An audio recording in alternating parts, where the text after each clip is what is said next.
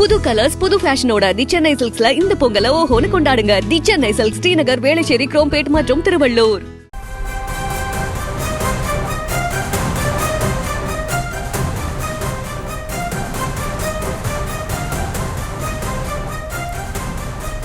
ராணிப்பேட்டை மாவட்டத்தில் 72% பேருந்துகள் இயக்கப்பட்டு வருவதாக அண்மை செய்தியை பார்த்து வருகிறோம். இது குறித்த கூடுதல் விவரங்களோடு இணைகிறார் எமது செய்தியாளர் அருளரசன்.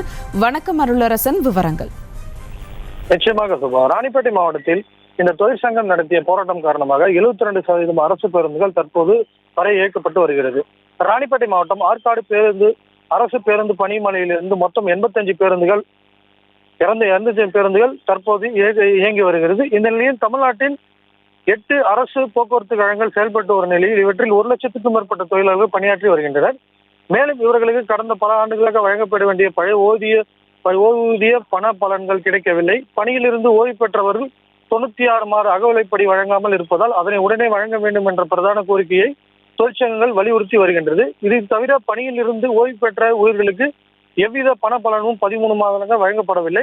அதனை உடனே வழங்க வேண்டும், 4 மாத அகவிலைப்படி உயர்வை வழங்கும் என்பன உள்ளிட்ட கோரிக்கைகளை வலியுறுத்தி தொழிற்சங்கங்கள் போராட்டம் நடத்தி வருகிறது.